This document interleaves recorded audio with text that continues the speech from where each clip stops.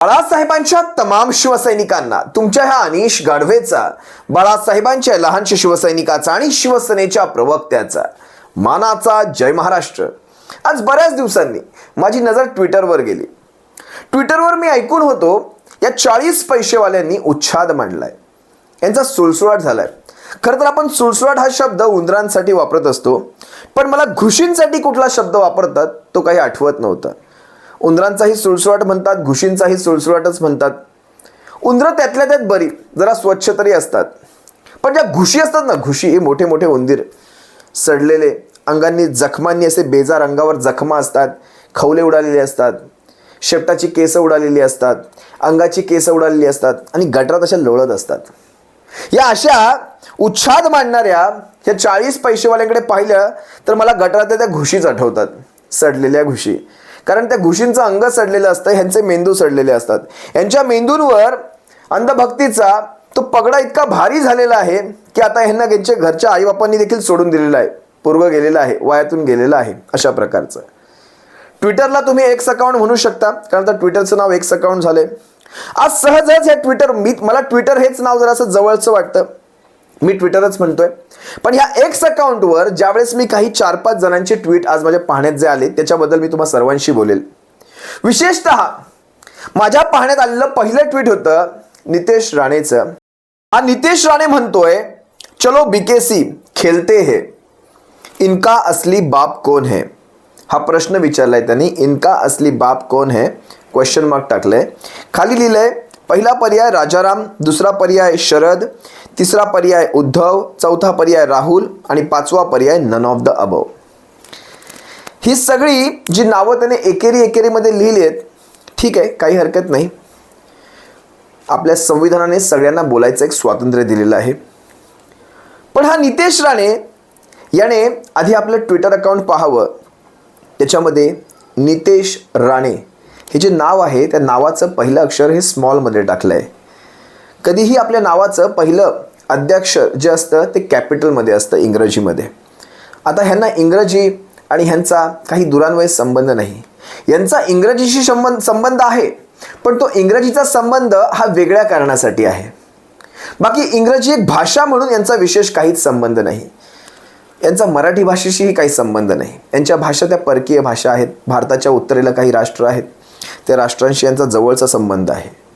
हा काय म्हणतोय बरं, ह्याचं नाव जे लिहिलेलं आहे नितेश राणे, त्याच्या पुढे कंसात मोदी का परिवार आणि खाली ट्विटमध्ये लोकांचे बाप विचारतो, इनका असली बाप कोण आहे? ह्याने नाव लिहिताना स्वतःचं नितेश मध्ये आपल्या बापाचं नाव टाकायला पाहिजे होतं आणि पुढे आडनाव राणे लावायला पाहिजे होतं। तुम्ही पहा ना, नितेश राणे म्हणून सर्च करा एक्स अकाउंटवर, तुम्हाला हे नाव दिसेल। यांना स्वतःच्या बापाविषयी माहिती नाही, आपल्या बापाचं नाव टाकलं नाही, वरती ब्रॅकेटमध्ये कहर काय केलाय, मोदी का परिवार। जर ह्यांचे परिवार मोदींचे असतील आणि हे बाप दुसऱ्याचे विचारत असतील, याच्यापेक्षा मोठा विनोद काय? नितेश राणेचा सोडा हो, पण मला हे 4-5 जे टघे आहेत ना, या 4-5 टघ्यांविषयी विशेषतः एकत्र यासाठी सांगायचंय। मी 3-4 नावं घेतो, नरेश मस्के, शीतल म्हात्रे, चित्रा वाघ आणि हा नितेश राणे।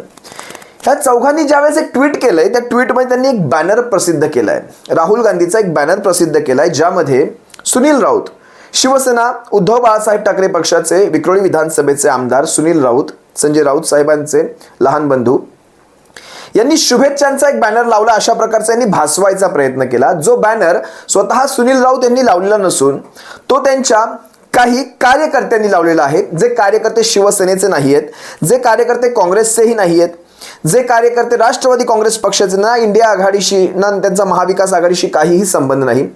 SR ग्रुप म्हणून त्यांचा एखादा ग्रुप आहे आणि हे सारे सुनील राऊत यांच्याविषयी आदराचा भाव ठेवतात। हे कुठल्याही पक्षाचे कार्यकर्ते नाहीत। पण ज्यावेळेस राहुल गांधींसारखा एखादा मोठा नेता मुंबईत येतोय, त्यावेळेस त्या कार्यकर्त्यांना शुभेच्छा द्यायच्या होत्या, त्यांना स्वागत करायचं होतं आणि स्थानिक आमदार तिथे सुनील राऊत असल्यामुळे त्यांनी सुनील राऊतांचा फोटो बॅनरवर ठेवला आणि सुनील राऊतांचं नाव टाकलं। आता ते कुठल्याही पक्षाचे नसल्या कारणाने त्यांनी कुठल्याही पक्षाचं चिन्ह, नाव टाकलं नाही किंवा महाविकास आघाडी किंवा इंडिया आघाडी देखील टाकलं नाही। आता ह्यावरून अनेकांना अनेक तर्कवितर्क सुचले, अनेकांच्या पोटात पोटशूळ उठले, अरे बापरे, शिवसेनेचं नाव नाही टाकलं आणि बऱ्याच जणांनी आपापले तर्क इथे ट्विटरवर येऊन मांडायला सुरुवात केली. त्यातला हा एक नितेश राणे ज्यांनी स्वतःच्या बापाचं नाव टाकलं नाही. आता पुढे आणखी एक मिळते आपल्याला, जी आहे शीतल म्हात्रे. हिने देखील तोच फोटो टाकला आणि ही म्हणते आता शिवसेना संपली वगैरे वगैरे. ज्यावेळेस तिने हा जो ट्विट टाकलाय त्याच्या खालच्या तिने फक्त कमेंट वाचायला हव्या होत्या. या दोघांनी शिवसेना संपवली म्हणजे राऊत बंधूंचं नाव घ्यायचा तिने प्रयत्न केला. तिने त्याच्या खालच्या जर आपल्या कमेंट वाचल्या असत्या तर तिला समजलं असतं की आपण यांचा उद्धार करण्याच्या नादामध्ये आपण स्वतःचा उद्धार करून घेतोय. त्याच्यामध्ये अनेक जणांनी असं विचारलंय, पक्या भरपूर दिवस झाले दिसला नाहीये कुठे. आता हा पक्या कोण मला माहीत नाही, तुम्ही शोधा हे. हा पक्या नेमका कोण आहे. आणि एक कमेंट अशी आहे, तुमची भाषा पाहून तुमची लायकी समजून येते. कसे आहे मॅडम, पृथ्वी गोल असल्यामुळे हे सगळं फिरून जेव्हा तुमच्यावर पुन्हा येईल तेव्हा जास्त केलेली ही टिवटिव तुम्हाला त्यावेळेस महागात पडेल. ठीक आहे, जे मी नावं घेत नाही, कोणी कोणी हे रिप्लाय केलेत. आणखी एक कमेंट मला दिसते, खरं सांगा 40 पैशामध्ये तुम्हाला परवडतं का, थोडा रेट वाढवून घ्या. पहा ना, तुम्हाला ह्या कमेंट नाही भेटल्या तिथे मला सांगा. त्यांच्या शीतल म्हात्रेंच्या त्या ट्विट खाली जा, तुम्ही ह्या कमेंट पाहाल तिथे. आणखी एक कमेंट मी तुम्हाला त्यांच्या खालची वाचून दाखवतो. ही बाई मातोश्रीच्या बाहेरच बसलेली असते बहुतेक. जरा काही घडलं मातोश्रीमध्ये खुट्ट झालं की ही बाहेर येऊन ट्विट करते. ठीक आहे, मला ह्याच्यात एवढं पर्सनली जायचं नाही आहे कुणामध्ये, पण ती बाटलेली माणसं जास्त कडवट असल्यासारखी वागतात. बाटलेली माणसं जास्त कडवट, जास्त आध्यात्मिक वागतात, जेवढी ओरिजिनल देखील वागत नाहीत. समजते तुम्हाला मला काय सांगायचं आहे. हे बाटलेल्यांचं प्रेम धर्माविषयी जरा जास्तच असतं. अगदी असंच आहे हिचं. जसा तो नरेश मस्के असेल, ही शीतल म्हात्रे असेल, हे बाटलेले आहेत. हे ज्या वेळेस असे ट्विट करतात त्यांच्या अंगामध्ये एक स्फुरण चढलेलं असतं. आता ह्या दोघांनाही तिकडे कुत्र्याची किंमत नाही, कोणीही यांना विचारत नाही. म्हात्रेबाई तर नगरसेविका आहेत, बरोबर. कुणीतरी एखाद्या ठिकाणी आमदारकीला विचारलं असतं जरा वाटलं तरी असतं कमीत कमी की हिला आमदारकीविषयी कोणी चर्चा करतंय, हिचं नावाची कमीत कमी चर्चा तरी होते. काही नाही. पण फक्त 40 पैशाचं ट्विट टाकायचं. ही बाई ज्यावेळेस तो फोटो टाकते आणि म्हणते ह्याच राहुल गांधीने स्वातंत्र्यवीरांचा अपमान केला होता, त्याचे आता हे स्वागताचे बॅनर टाकतायत. हे ट्विट आहे तिचं, तिच्या अकाउंटला अजूनही आहे. ह्या बाईने साधा हा विचार करावा. मगाशीच नितेश राणेचं नाव घेतलं, नवाब मलिकाचं नाव घेतलं. त्या नितेश राणेने स्वातंत्र्यवीर सावरकरांविषयी टाकलेले ट्विट आजही सोशल मीडियावर आहेत. फक्त गुगलमध्ये टाका नितेश राणे ट्विट ऑन स्वातंत्र्यवीर सावरकर, तुम्हाला 5 ते 6 ट्विट मिळतील. त्या ट्विटमध्ये यांनी सावरकरांचा जो अपमान केलाय हा या शीतल म्हात्रेला किती पटलाय याबद्दल तिने एखादं वक्तव्य करावं. किंवा याच नितेश राणेने राम गणेश गडकरी असतील किंवा पुरंदरे साहेब असतील, शिवशाहीर पुरंदरे, या किंवा तुम्हाला आणखी एक उदाहरण सांगतो. मला वाटतं संभाजी भिडे यांच्याविषयी जी काही वक्तव्य काँग्रेसमध्ये असताना केली होती, जरा ह्याच्याविषयी जरा थोडीशी माहिती घेऊन बोला. अगदी जास्त नाही, 3-4 वर्ष जुनंच आहे हे प्रकरण, जास्त जुनं नाही आहे. तुम्हाला सारे ट्विट त्यांचे मिळतील. ज्यावेळेस त्या भांडारकर इन्स्टिट्यूटवर जो हल्ला झाला होता, संभाजी ब्रिगेडच्या कार्यकर्त्यांनी कोणी केला होता, त्यावेळेसची नितेश राणेची भूमिका काय होती, गडकरींच्या पुतळ्याची ज्यावेळेस तोडफोड झाली होती पुण्यामध्ये, त्यावेळेस नितेश राणेची भूमिका काय होती, याविषयी जरा तिने नितेश राणेला एखादा प्रश्न करावा. ज्या नितेश राणेने स्वातंत्र्यवीर सावरकरांचा अपमान केला, त्या नितेश राणेला कुठल्या डिटर्जंटमध्ये धुवून भारतीय जनता पक्षाने स्वतःकडे घेतलं याचा विचार करावा.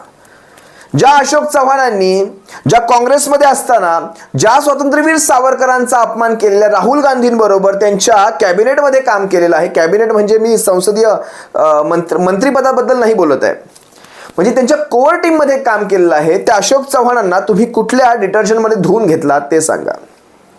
याच स्वातंत्र्यवीर सावरकरांचा अपमान करणाऱ्या मुरली देवरांना, मिलिंद देवरा म्हणजे मुरली देवरांचे सुपुत्र मिलिंद देवरांना ज्यावेळेस तुम्ही शिंदे गटामध्ये घेतलं, त्यांनी देखील केंद्रे यांच्या समितीमध्ये काम केले, राहुल गांधींच्या कोर टीममध्ये होते हे मिलिंद देवरा, राहुल गांधींचे खंदे समर्थक किंवा राहुल गांधींच्या अगदी जवळचे होते. मग त्यावेळेस या मिलिंद देवरांना कुठल्या डिटर्जंटमध्ये धुतलं हे जरा तोंड वर करून सांगा आम्हाला. आणि नंतर ह्या बाकीच्या बाजार गप्पा हाना. नवाब मलिक देशद्रोही, दाऊद सोबत संबंध, काय काय काय काय आरोप झाले. आज नवाब मलिकच्या मांडीला मांडी लावली की, समजता तुम्ही मला काय सांगायचंय, मांडीला मांडी लावली की मग विचार करा ह्या नवाब मलिकांना तुम्ही कुठल्या डिटर्जंटमध्ये धुवून घेतलात, याचं उत्तर द्या. बरेचसे ट्विट आहेत, बरेच प्रश्न आहेत आपल्याकडे, बरेच प्रश्न आहेत आपल्याकडे. मी तुम्हाला अजित पवारांचं पण बरेच जण ट्विटरवर विचारतायत, अजित पवारांनी फंड दिला नाही, ते अजित पवार आज मांडीला मांडी लावून कसे काय बसतायत वगैरे वगैरे. ठीक आहे, अजित पवारांचं वगैरे सोडून द्या. आता म्हणतात उरली सुरलेली शिल्लक सेना पण आता काँग्रेसला विकली की काय, ही शीतल म्हात्रे म्हणते. काँग्रेसचं आणि शिल्लक सेनेचं वगैरे ह्या सगळं बोलणाऱ्यांनो, तुम्ही ह्या सगळ्याचा विचार करू नका.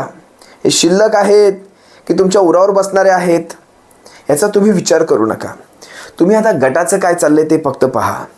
तुमच्या गटामध्ये मी तर ऐकलं काल परवापर्यंत 45-46 प्लसची तुम्ही काहीतरी घोषणा दिली. 45 प्लस महायुती, 45 प्लस म्हणजे समजा 46, 47 आणि 48 3 जागा फक्त काहीतरी मला वाटतं इंडिया आघाडीला मिळणार आहेत. या 3 जागा कुठल्या, कमीत कमी ह्या तरी सांगा. 45-46 सोडून द्या, पण ह्या उरलेल्या 3 जागा कुठल्या आहेत हे तरी सांगायचं धारिष्ट ठेवा की ह्या 3 जागा कदाचित आम्हाला वाटतं आम्ही जिंकू शकणार नाहीत, बाकीच्या 45 आम्ही जिंकणार आहोत. तुमच्या खालून रशी बॉम्ब लावलेत, सुतळ बॉम्ब लावलेत, तुमचे खाली सोलून काढलेले आहेत, तुमचे कुल्हे सोलून काढलेले आहेत. या महाविकास आघाडीने तुमचे कुल्हे सोलून काढलेले आहेत. जिकडे जावं तिकडे तुम्हाला जळी तळी पाताळी फक्त शिवसेना, काँग्रेस, राष्ट्रवादी काँग्रेस यांचा विजयच दिसतोय. लक्षात घ्या. आणि हे सत्य तुम्ही देखील नाकारू शकत नाहीत. तुम्हाला तुमचा पराभव दिसतोय आणि जिकडे जाल तिकडे तुम्हाला महाविकास आघाडीचा विजय दिसतोय, तरी देखील स्वतःच्या मनातून सांगतायत, स्वतःचं एक असतं ना, स्वतःचं मोरॅल अप करण्यासाठी, स्वतःला बूस्टअप करण्यासाठी तुम्ही सांगताय आम्हाला 45 प्लस. तुम्हाला तुमच्या 45 जागा लकला, पण फक्त एकदा आपल्या तोंडाने कबूल करा की त्या 3 हरणाऱ्या जागा तुमच्या त्या कुठल्या आहेत त्या तरी आम्हाला सांगा. तुमचे ते इलेक्ट्रॉल बॉन्ड्स वगैरे ह्या सगळ्यातून तुमची सुटका होणार नाहीये. देशाची जनता तुम्हाला माफ करणार नाहीये. हे ज्यावेळेस देश पुलवामाच्या त्या हल्ल्याच्या त्या दुःखामध्ये होता, त्यावेळेस तुम्ही पाकिस्तानी कंपन्यांकडनं फंड घेण्यामध्ये व्यस्त होतात. तेही सगळं सोडा. मी काय या सगळ्या गोष्टींची आठवण करून देतोय कारण हे लक्षात असायला हवं. 14 फेब्रुवारी 2019ला हा हल्ला झाला आणि मला वाटतं 16 एप्रिल 2019ला पाकिस्तानच्या हब एनर्जी या कंपनीतनं पैसा भारतीय जनता पक्षाला मिळत होता. आपण सर्वांनी त्या कंपनीचं नाव पाहिलंय. एका दिवसासाठी मला वाटतं फक्त एक कंपनी एस्टॅब्लिश केली गेली, तिचा GST नंबर एका दिवसासाठी ॲक्टिव्ह ठेवला गेला. जसा हा फंड ट्रान्सफर झाला, GST नंबर इनॅक्टिव्ह आणि ती कंपनी रफादफा. म्हणजे अशा प्रकारे ब्लॅकला व्हाईट करायचं हे जे मशीन तुम्ही आणलात, या मशीनसाठी तुम्हाला एक जय महाराष्ट्र नक्की बनतो. की अशी अनेक उदाहरणं आहेत. ज्यावेळेस कोरोनामध्ये उभा महाराष्ट्र, उभा देशच म्हणता येईल, विव्हळत होता. आप्त स्वकीय यांचा जीव आम्ही समोर जाताना पाहत होतो. त्या काळामध्ये तुम्ही बघा ना, मी 19 ते 24 या काळातलाच डेटा रिलीज झालेला आहे. अजून तरी 18चा डेटा रिलीज झालेला नाही, कारण हे प्रकरण 18 पासून चालू झालेलं आहे. ज्यावेळेस प्रमुख काळ होता कोरोनाचा, त्या काळात तुम्ही चंदा घेण्यामध्ये व्यस्त होतात. खंडणी, याला खंडणीच म्हणतो आम्ही. राहुल गांधींनी अगदी बरोबर सांगितलं, सरकार मान्य खंडणी घेण्यामध्ये तुम्ही व्यस्त होतात.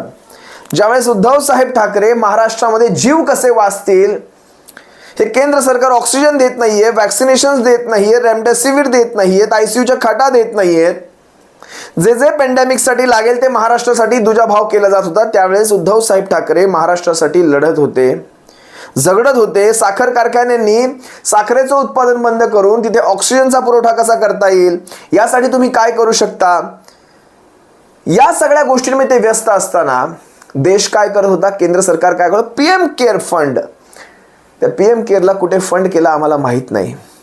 ते सगळं सोडाच, पण सगळ्या परकीय कंपन्यांकडनं किंवा खंडण्या मागण्यामध्ये हे सारे व्यस्त होते. कोविड काळात देखील हे देखील आपल्याला नाकारता येत नाही. मी आणखी एक तुम्हाला ट्विट सांगतो. चित्रा वाघ काय म्हणते, अरेच्छा उद्धवजी, हेच का तुमचं सावरकर प्रेम आणि बाळासाहेबांविषयीचा जाज्वल्य अभिमान. जाज्वल्य कोणाकडून तरी लिहून घेतलंय नक्की हे ट्विट, कारण एवढं जाज्वल्य मराठी हिला लिहिता येत नाही चित्रा वाघला. तुमचं खोटा आणि बेगडी अभिमान काँग्रेस चरणी लोटांगण घालताना साऱ्या मराठी जनतेने आज पाहिला. तर काँग्रेस चरणी लोटांगण घालताना ही जी स्वतः आली ही राष्ट्रवादी काँग्रेस. मी तुम्हाला मगाशी म्हणालो, जे बाटलेले असतात ते जास्त कडवट दाखवतात, स्वतःला कट्टर दाखवतात, इतरांपेक्षाही जास्त कडवट कट्टर. आता ही वाटलेली, ही काल परवा राष्ट्रवादी काँग्रेसमधून आलेली चित्रा वाघ ही म्हणते बेगडी अभिमान काँग्रेस चरणी लोटांगण. कुणी कुणाला सांगावं बघा, काल परवा आलेल्यांनी सांगावं. राहुल गांधी यांच्या सगळ्या ऐतिहासिक स्थळांना, महापुरुषाच्या पुतळ्यांना अभिवादन करत मुंबईत फिरतायत, पण दोन स्थळांबद्दल मात्र त्यांनी भलतीच ॲलर्जी दाखवली. स्वातंत्र्यवीर स्मारक आणि वंदनीय बाळासाहेबांच्या स्मृती जागवणारं शिवतीर्थ.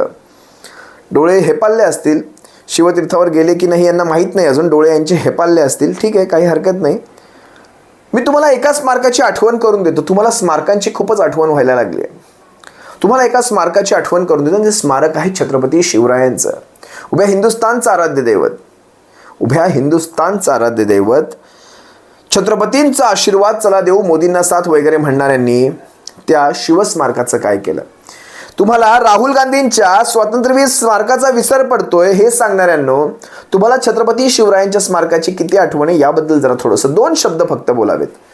आणि एक गोष्ट तुमच्या माहितीसाठी सांगतो, चित्रातल्या वाघ, तुमच्या माहितीसाठी एक गोष्ट सांगतो की शिवसेनेच्या पक्षप्रमुखांनी ज्यावेळेस स्वातंत्र्यवीर सावरकरांवर राहुल गांधींनी जे काही शब्द काढले होते त्याबद्दल जाहीर सभेत, आणि ती सभाही मला आठवते, संभाजीनगरची ती सभा होती, जाहीर सभेत त्यांनी उल्लेख केला होता. आम्ही युतीमध्ये असू, आघाड्यांमध्ये असू, कशातही असू, पण ज्या गोष्टी निष्ठेच्या असतील त्याच्यामध्ये आम्ही ह्या गोष्टी सहन करून घेणार नाही, हे त्यांनी जाहीर सभेत सांगितलं होतं. जरा छत्रपती शिवरायांबद्दल आपलं काय मत आहे चित्रातल्या वाघ जरा सांगावं. ठीक आहे, यांच्याही कमेंटच्या खाली बऱ्याचशा गोष्टी आहेत. मला वाटतं साऱ्या महाविकास आघाडीच्या ट्विटर सेलने यांचा धून समाचार घेतला आहे सगळ्यांचा, अगदी त्या नरेश मस्केचा देखील, हे देखील बाटलेले आहेत सगळे. असो, जास्त काही या विषयावर बोलत नाही, पण ठीक आहे, अशा अनेक टोळ्या तुम्हाला भेटतील ट्विटरवर. काय बोलायचं, कुणाला बोलायचं, कुणाची किती लायकी, त्या लायकीप्रमाणे किती बोलायचं हे आपणही ठरवायला हवं. ठीक आहे, काही हरकत नाही. आपली ट्विटर सेना, आपली ट्विटर सेलवर असलेले सारे तरुण आपले जे आहेत, जे ट्विटरवर ह्या अशा अंधभक्तांना योग्य ते सडेतोड उत्तर देत असतात, त्या सर्वांना मला एक मानाचा जय महाराष्ट्र नक्कीच करायचा आहे. तुम्हा सर्वांना जेव्हा कधी काही अडचण भासेल, तुम्हाला कुठे वाटेल, मी विशेषतः ट्विटरवाल्यांसाठी सांगतोय, तुम्हाला कधीही अडचण भासेल तर तुम्ही मला एखादा ट्विट टाका किंवा मला वैयक्तिक मेसेज करा, त्या ट्विटला मला टॅग करा. कायदेशीर मदत असेल, कुठल्याही गोष्टीची मदत असेल, अगदी टगेगिरी जरी असेल, तिथे अनिश गाढवे शिवसेना प्रवक्ते हे तुमच्यासाठी कायम उभे राहणार, काय उपलब्ध राहणार, हा तुम्हाला शब्द देतो. तुर्तास तुम्हा सर्वांची रजा घेतो. सप्रेम जय महाराष्ट्र. बाळासाहेबांच्या शिवसैनिकांनो, काळजी घ्या. जय महाराष्ट्र.